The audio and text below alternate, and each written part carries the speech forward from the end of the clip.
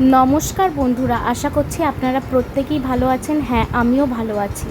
আজ চলে এসেছি আরও একটা নতুন রেসিপি নিয়ে। আজ বানাবো মাশরুম কারি। তো ফার্স্টেই আমি আপনাদের সাথে শেয়ার করলাম কিভাবে আমি এগুলোকে কেটে নিচ্ছি।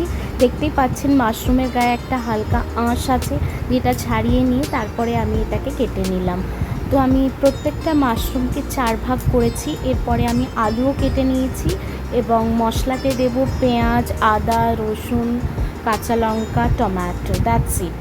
চলুন রান্নাটা এবার আপনাদের সাথে শেয়ার করি। দেখতেই পাচ্ছেন কড়া গরম করতে দিয়ে দিয়েছি। কড়া গরম হয়ে গেলে দিয়ে দেব সর্ষের তেল এবং সাদা তেল। হ্যাঁ, আমি দুরকম তেলই ইউজ করি, তাতে টেক্সচারটা খুব ভালো আসে। তো তেল দিয়ে দিলাম। তেল দেওয়ার পরে আমি গরম হয়ে এলে মাশরুমগুলোকে দিয়ে দেব।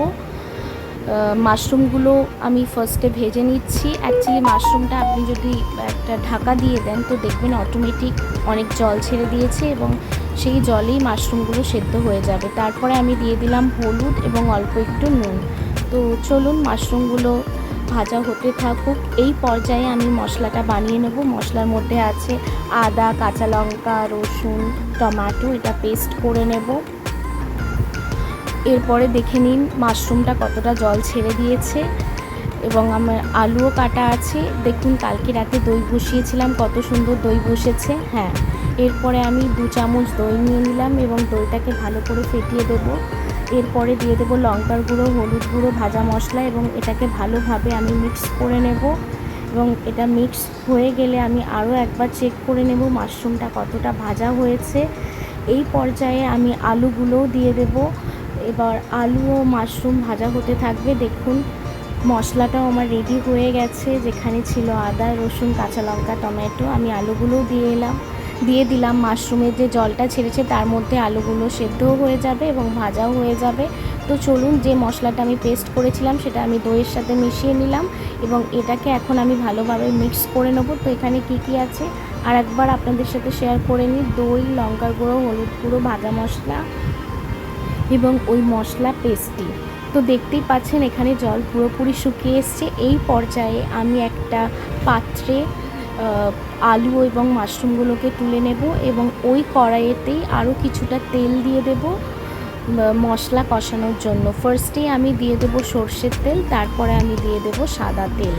তো তেল গরম হয়ে এলে আমি দিয়ে দেব তেজপাতা এবং গোটা গরম মশলা। গোটা গরম মশলায় আছে এলাচ, দারচিনি, লবঙ্গ। যখনই গোটা গরম মশলা এবং তেজপাতা ভাজা হয়ে আসবে সেই পর্যায়ে আমি দিয়ে দেব পরিমাণ মতো চিনি এবং তারপরেই আমি দিয়ে দেব পেঁয়াজ। চিনি দিলে একটা কালার আসে। তো পেঁয়াজগুলোকে আমি গোল্ডেন ব্রাউন হয়ে যাওয়া পর্যন্ত ভাজতে থাকবো। যখন দেখবো পেঁয়াজটা গোল্ডেন ব্রাউন আকার ধারণ করেছে সেই পর্যায়ে আমি যে স্পেশাল মশলাটা বানিয়েছিলাম ওটা মিক্স করে দেব। তো এখানে দেখতেই পাচ্ছেন আমার পেঁয়াজ ভাজা হয়ে এসছে। এই পর্যায়ে আমি ওই স্পেশাল মশলাটা মিশিয়ে দিলাম। এবার এটাকে ভালোভাবে কষিয়ে নেব যতক্ষণ না পর্যন্ত আদা রসুনের যে কাঁচা গন্ধ সেটা চলে যায়। দেখতেই পাচ্ছেন আমার মশলা কষানো হয়ে এসছে। এই পর্যায়ে আমি দিয়ে দেব ভেজে রাখা মাশরুম এবং আলুগুলো এবং আরও একবার ভালোভাবে কষিয়ে নেব। যেহেতু মাশরুম এবং আলু অলরেডি সেদ্ধ হয়ে আছে, বেশি কষানোর দরকার নেই। এরপরে আমি গরম জল এর মধ্যে ঢেলে দেব এবং এটাকে ঢাকা চাপা দিয়ে আরও কিছুক্ষণ রাখবো, যতক্ষণ না পর্যন্ত পুরো ব্যাপারটা মিক্স হয়ে যায়। দেখতেই পাচ্ছেন এখানে আমার মাশরুম এবং আলু গ্রেভি রেডি হয়ে গেছে। লাস্টে আমি দিয়ে দেবো ধনেপাতা এবং গরম মশলা এবং তার সাথে দিয়ে দেবো একদম সামান্য ঘি। তাহলেই আমার রেডি হয়ে যাবে মাশরুম কারি। এটা আপনি ভাত এবং রুটি দুটোর সাথেই খেতে পারেন। খেতে অসম্ভব সুন্দর হয়েছিল। আশা করছি আপনারা বাড়িতে বানিয়ে খাবেন এইভাবে। তো রেডি হয়ে গেছে আমার mushroom curry recipe. Thank you, tata.